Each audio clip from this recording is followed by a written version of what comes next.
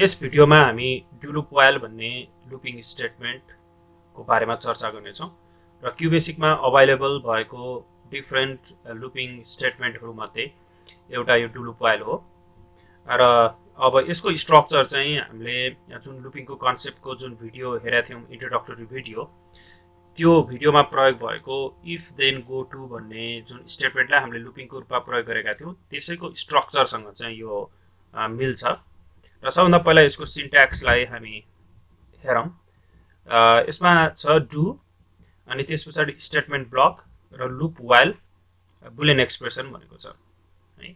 अब यो डु छ जुन, यो डु चाहिँ के भयो त भन्दाखेरि यो स्टार्टिङ पोइन्ट भयो। यो चाहिँ हाम्रो के भयो त, स्टार्टिङ पोइन्ट भयो। भनेको मतलब यहाँबाट चाहिँ लुप स्टार्ट भयो। त्यस पछाडि यो लुप भित्र छिर्ने ठाउँ भनेको चाहिँ यो भयो है। अनि यो जुन स्टेटमेन्ट ब्लक छ, अनि यो स्टेटमेन्ट ब्लक भनेको चाहिँ रिपिट गर्ने कुराहरू, रिएक्जिक्युट गर्ने स्टेटमेन्टहरू चाहिँ यो ठाउँमा लेखिन्छ। र त्यस पछाडि त्यो लेखिसकेपछि अनि लुप भयो, लुप पछाडि व्हाइल, अनि बुलियन एक्सप्रेसन भनेको चाहिँ हामीले के गर्छौँ त, कन्डिसन दिन्छौँ। भनेको मतलब यहाँ दिएको कन्डिसन ट्रु भइजालसम्म चाहिँ यो लुप चाहिँ घुमिरहन्छ है।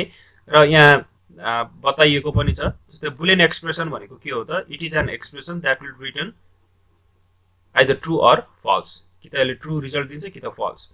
अब जतिखेरसम्म यो यहाँ भएको कन्डिसनले ट्रु रिजल्ट दिन्छ तबसम्म यो लुप चाहिँ कन्टिन्यू हुन्छ। र जतिखेर यो कन्डिसन अथवा बुलियन एक्सप्रेसनको भ्यालु चाहिँ फल्स भनेर आउँछ त्यस पछाडि चाहिँ यो लुप के हुन्छ त, टर्मिनेट हुन्छ। भनेको स्टेटमेन्ट ब्लक भनेको चाहिँ so any number of statement, एउटा पनि हुनसक्छ अथवा एउटाभन्दा बढी लाइनमा लेखेको हुनसक्छ, जुन चाहिँ के गर्नुपर्ने हुन्छ त, एक्जिक्युट गर्नुपर्ने हुन्छ।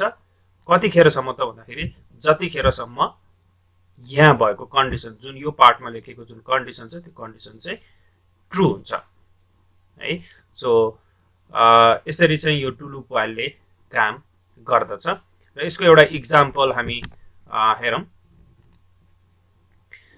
यो इक्जाम्पलमा के गरिएको छ त भन्दाखेरि डु लुप व्हाइल भन्ने स्टेटमेन्ट प्रयोग गरिएको छ।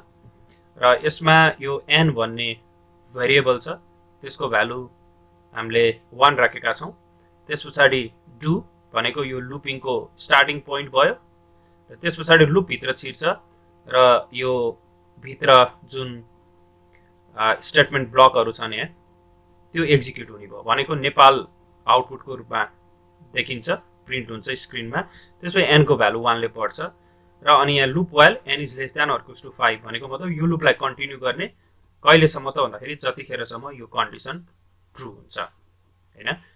ओके, अब एकचोटि यो लुप जुन छ, हामीले एउटा इक्जाम्पल, यो लुपको एउटा इक्जाम्पल यहाँ राखेका छौँ। यसलाई ड्राई रन गरेर हेरौँ है त, यसको आउटपुट के आउँछ त। सो सबभन्दा पहिला एनको भ्यालु चाहिँ के हुने भयो त, 1 हुने भयो है। सो एन भन्ने भेरिएबल कलममा चाहिँ हामीले 1 राख्यौँ। त्यस पछाडि अब के हुन्छ त, यो डु भन्ने स्टेटमेन्ट रिड गर्ने भयो। अनि त्यस पछाडि लुपभित्र छिर्यो। प्रोग्रामको कन्ट्रोल चाहिँ के हुन्छ त, लुपभित्र छिरेर यो प्रिन्ट नेपाल भन्ने स्टेटमेन्टलाई एक्जिक्युट गर्छ। सो त्यसको मिनिङ चाहिँ के भयो त, आउटपुटमा चाहिँ नेपाल देखिने भयो। त्यस पछाडि अर्को स्टेटमेन्टमा जाने भयो। यसमा चाहिँ के छ त, n equals to n plus 1 भनेको एनमा जति छ त्यसमा कति थप्नु पर्यो त, 1 थप्नु पर्यो। भने चाहिँ अहिले करेन्ट भ्यालु कति छ त, 1 छ। सो 1 प्लस 1 के हुने भयो, 2 हुने भयो। सो अब एनको यो जुन पुरानो भ्यालु जुन छ, त्यो पुरानो भ्यालु चाहिँ काटिएर नयाँ भ्यालु चाहिँ के आउने भयो त, यसमा 2 आउने भयो। अब त्यस पछाडि एनको भ्यालु पनि अपडेट भयो। र अब यहाँ के हुन्छ त भन्दाखेरि loop while n is less than or equals to 5 भनेपछि यो लुप व्हाइलमा हामीले एउटा बुलियन एक्सप्रेसन राखेका छौँ, कन्डिसन राखेका छौँ। र त्यो कन्डिसनलाई टेस्ट गर, र यदि यो कन्डिसन ट्रु छ भने अब यो लुपलाई चाहिँ कन्टिन्यू गर भन्न खोजेको हो है। अब अहिले करेन्ट भ्यालु चाहिँ कति छ त, एनको करेन्ट भ्यालु छ अहिले एनको 2 छ हैन। एनको करेन्ट भ्यालु अहिले 2 छ। सो 2 गर्दाखेरि चाहिँ के भयो त, यो n is less than or equals to 5। So this is true, किन त एनको भ्यालु अहिले 2 छ। सो 2 इज लेस देन 5 भनेको द्याट इज ट्रु। ट्रु भएपछि अब यसको स्टार्टिङ पोइन्ट कुन हो त, यो डु भयो, यो ठाउँमा जान्छ। प्रोग्रामको कन्ट्रोल चाहिँ यो ठाउँमा जाने भयो है। फेरि अब लुपको अर्को एउटा साइकल फेरि सुरु हुँदैछ हैन। र त्यसपछि यहाँ गइसकेपछि अब फेरि के हुन्छ त यो प्रिन्ट नेपाल फेरि एक्जिक्युट हुन्छ। यो प्रिन्ट नेपाल एक्जिक्युट भइसकेपछि आउटपुटमा चाहिँ के आउने भयो त नेपाल नै आउने भयो। त्यस पछाडि अब फेरि रिपिट भइरहेछ हेर्नुहोस् है n = n + 1। अब n को नयाँ भ्यालु के हुन्छ 3 हुन्छ। त्यो हुँदाखेरि n को पुरानो भ्यालु चाहिँ के हुन्छ त काटिन्छ र नयाँ भ्यालु हुन्छ 3। त्यस पछाडि फेरि यो कन्डिसन चेक गर्छ 3 > 5 द्याट इज ट्रु। फेरि यो स्टार्टिङ पोइन्टमा जान्छ डु भन्ने ठाउँमा जाने भयो र त्यहाँ गइसकेपछि अब भित्र लुप भित्र छिर्छ र फेरि रिएक्जिक्युट हुने भयो र थर्ड टाइम हामीले आउटपुटको रूपमा चाहिँ नेपाल भनेर देख्छौँ। फेरि n = n + 1 n को भ्यालु चाहिँ के हुन्छ त 3 काटिएर अथवा त्यसमा ओभरराइट गरेर 4 आउने भयो। सो अब फेरि चेक गर्छ कन्डिसन 4 > > 5 द्याट इज ट्रु। फेरि माथि गयो नेपाल प्रिन्ट हुन्छ एन्ड देन n = n + 5। अब n को नयाँ भ्यालु आउँछ के त n को नयाँ भ्यालु आउँछ अब 4 मा चाहिँ के हुने भयो त अब हुन्छ 5 हैन।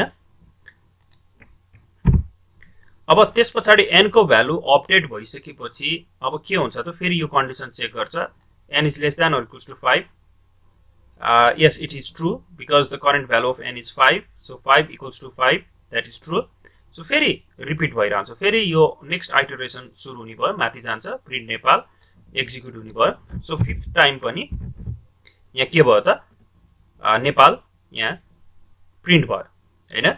सो त्यस पछाडि अब हेर्नुस् त n = n + 1 n को भ्यालु अब चेन्ज हुने भयो र चेन्ज हुन्छ बाइ +1 ले 6 भयो। 6 भएपछि अब फेरि यो कन्डिसन चेक गर्छ 6 > 5 हो हैन। 6 = 5 हुन्छ त हुँदैन भने अब यो कन्डिसन चाहिँ के भयो त फल्स भयो। अब यो डु लुप व्हाइलले चाहिँ के गर्छ त भन्दाखेरि जबसम्म यो कन्डिसन ट्रु हुन्छ त्यो बेलासम्म मात्र के हुन्छ त भन्दाखेरि यो लुप चाहिँ कन्टिन्यू हुन्छ। तर अब जतिखेर यो यहाँ n को भ्यालु यहाँ 6 बन्यो त्यस पछाडि त यो कन्डिसन चाहिँ के हो त फल्स भयो। यो कन्डिसन फल्स भएपछि अब यो लुप चाहिँ माथि कन्टिन्यू हुँदैन। यो कन्टिन्यू भएपछि यो माथि जाँदैन प्रोग्रामको कन्ट्रोल माथि जाँदैन। त्यसको मतलब चाहिँ के हो त यो लुप टर्मिनेट भयो। अब टर्मिनेट भइसकेपछि अब नेक्स्ट लाइनमा जान्छ यो लुप भन्दा तल जे छ त्यो स्टेटमेन्ट एक्जिक्युट गर्न जान्छ। यहाँनेर एन्ड भएको हुनाले प्रोग्राम पनि टर्मिनेट भयो हैन।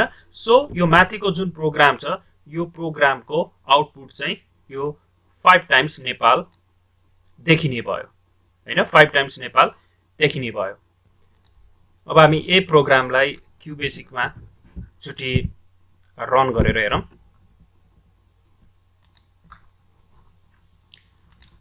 जस्तै अघि जुन इक्जाम्पल हेरिया थियो त्यही प्रोग्राम यहाँ क्युबेसिकमा मैले लेखेँ र अब यसलाई रन गर्दाखेरि सो आउटपुट चाहिँ कतिचोटि आउँछ त 5 टाइम्स यहाँनेरि आउने भयो हैन।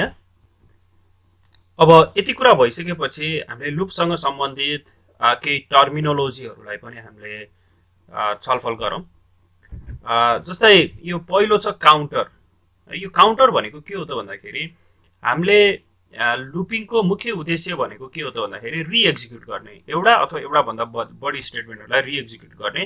तर त्यो चाहिँ के हुन्छ त डेफिनेट नम्बर अफ टाइम्स एउटा निश्चित संख्या हैन निश्चित समयसम्म भन्दा पनि एउटा के अब 4 चोटि हो कि 5 चोटि हो कि 6 चोटि हो कि एउटा निश्चित संख्या चाहिँ त्यो समयसम्म चाहिँ हामीले के गर्नुपर्ने हुन्छ त घुमाउनु पर्ने हुन्छ हैन। 5 टाइम्स हो भने 5 टाइम्स 10 टाइम्स हो भने 10 टाइम्स। अब त्यो 10 चोटि हो भने 10 चोटि त्यो रिपिट भइसकेपछि के हुनु पर्यो त टर्मिनेट हुनु पर्यो। भनेपछि त्यो 10 चोटि रिपिट भयो है भनेर गन्ने काम चाहिँ कसले गर्छ त भन्दाखेरि काउन्टरले गर्ने भयो है। सो विशेष गरेर यो काउन्टर भनेको चाहिँ के हुन्छ त न्युमेरिक भेरिएबल हुन्छ। सो अहिलेको यो जुन प्रोग्राम छ यो प्रोग्रामको यो जुन इक्जाम्पल यहाँनिर राखिएको छ डु लुप व्हाइलको त्यसमा यो जुन n छ यो n लाई चाहिँ हामीले के भन्छौँ त काउन्टर भनेर भन्छौँ है। सो किन भन्दाखेरि n को भ्यालु 1 छ हैन। यो n लाई चाहिँ हामीले यो प्रोग्राममा के को रूपमा प्रयोग गरेका छौँ त काउन्टरको रूपमा प्रयोग गरेका छौँ जसले चाहिँ यो लुप कन्टिन्यू भइरहँदाखेरि चाहिँ यो कतिचोटि यो ब्लक अफ स्टेटमेन्ट यो दुईटा जुन ब्लक अफ स्टेटमेन्ट छ यो दुईटा ब्लक अफ स्टेटमेन्ट चाहिँ कतिचोटि रिएक्जिक्युट भयो भन्ने कुराको काउन्ट गर्ने काम चाहिँ यसले गर्छ है। सो उसले 1 बाट काउन्ट गर्यो त्यसपछि 2 भयो त्यसपछि 3 भयो त्यसपछि 4 भयो 5 भयो अनि 6 भएपछि चाहिँ रोक्नु है भन्न खोजेको हो क्या यो खास चाहिँ हैन। जब n को भ्यालु चाहिँ 1 बाट सुरु गर्ने हैन, अनि त्यसपछि n को भ्यालु जतिखेर 6 हुन्छ त्यसबेला चाहिँ यो लुपलाई टर्मिनेट गर्ने है भन्ने खालको चाहिँ यो प्रोग्राम त्यसरी चाहिँ बनाइएको हो। अनि त्यसैगरी अब यो इन्टरमिडिएट भ्यालु भनेको चाहिँ के हो त भन्दाखेरि काउन्टरले काउन्ट गर्दाखेरि हामीले सुरुमा चाहिँ भ्यालु इनिशियलाइज गर्छौं। सो यो 1 भनेको चाहिँ के हो त इनिशियल भ्यालु भयो है हैन। सो 1 भनेको चाहिँ के हो त भन्दाखेरि यो चाहिँ इनिशियल भ्यालु भयो। अनि इन्टरमिडिएट भ्यालु भनेको चाहिँ काउन्टरको त्यो लुपमा हेर्नुस् है, यहाँ मैले ड्राई रन गरेर देखाएको छु। यो ड्राई रन गर्दाखेरि n को भ्यालु के भयो त भन्दाखेरि सुरुमा 1 भयो, त्यसपछि 2 भयो, त्यसपछि 3 4 5 6 भयो। भनेको मतलब यो 1 चाहिँ इनिशियल भ्यालु भयो। अनि 6 लाई चाहिँ हामीले के भन्छौं त सेन्टिनल भ्यालु भनेर भन्छौं। भने यो इनिशियल भ्यालु र सेन्टिनल भ्यालु बीच त्योदेखि बाहेकको अरु जुन भ्यालुहरु छन् 2 3 4 5 त्यसलाई चाहिँ हामीले के भन्छौं त इन्टरमिडिएट भ्यालु भनेर भन्छौं है। र सेन्टिनल भ्यालु भनेको चाहिँ फाइनल भ्यालु हो, जुन भ्यालु चाहिँ यो काउन्टरले प्राप्त गरिसकेपछि चाहिँ यो लुप टर्मिनेट हुन्छ हैन। सो हरेक लुपिङ स्टेटमेन्टमा हामीले अथवा हरेक लुप प्रयोग गर्दाखेरि चाहिँ हामीले नर्मली एउटा काउन्टर राखेका हुन्छौं जसको इनिशियल भ्यालु चाहिँ हामीले दिनुपर्ने हुन्छ। त्यसैगरी फाइनल भ्यालु पनि हुँदो रहेछ जसलाई हामीले सेन्टिनल भ्यालु भन्छौं। र त्यसैगरी यसको इन्टरमिडिएट भ्यालुहरु पनि हुन्छ है। इन्टरमिडिएट भ्यालु भनेको चाहिँ के हो त इनिशियल भ्यालु र सेन्टिनल भ्यालु अथवा फाइनल भ्यालु बाहेकका अरु जति पनि भ्यालुहरु छन् त्यसलाई चाहिँ हामीले इन्टरमिडिएट भ्यालु भनेर भन्छौं। अब यो इनिशियल भ्यालुबाट फाइनल भ्यालुमा पुग्नको लागि चाहिँ हामीले के गर्नुपर्ने हुन्छ, काउन्टरको भ्यालु अपडेट गर्नुपर्ने हुन्छ है। यो अपडेट नगर्ने हो भने चाहिँ फेरि के हुन्छ त काउन्टरको भ्यालु कहिले पनि फाइनल भ्यालुमा पुग्दैन। त्यसकारण यो भनेको चाहिँ के गरेको हो त अपडेट गरेको हैन।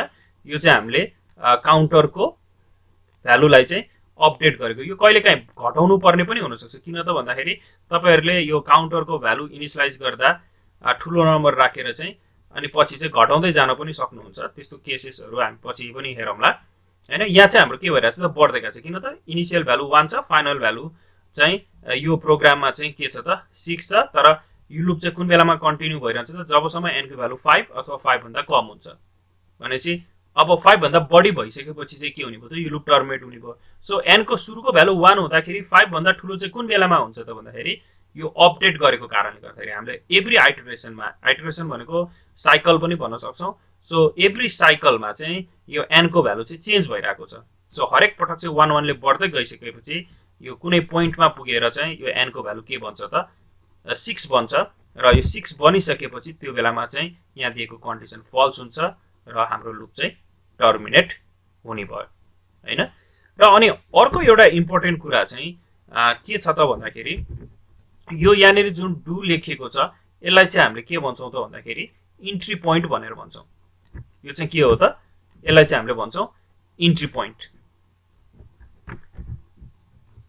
यो चाहिँ के भयो त यसलाई चाहिँ हामीले भन्छौं इन्ट्री पोइन्ट भनेर भन्छौं। किन इन्ट्री पोइन्ट भन्छौं त भन्दाखेरि यो चाहिँ के हो त लुप सुरु हुने ठाउँ है।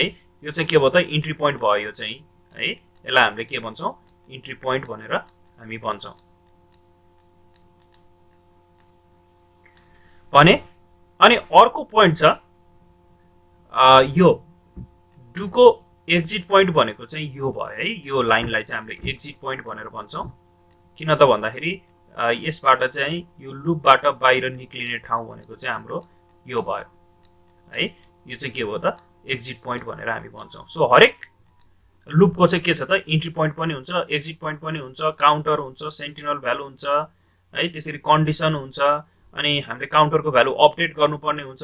यिनीहरु चाहिँ केही एसेन्शियल कम्पोनेन्टहरु हुन् जुन चाहिँ हामीले ख्याल गर्नुपर्ने हुन्छ।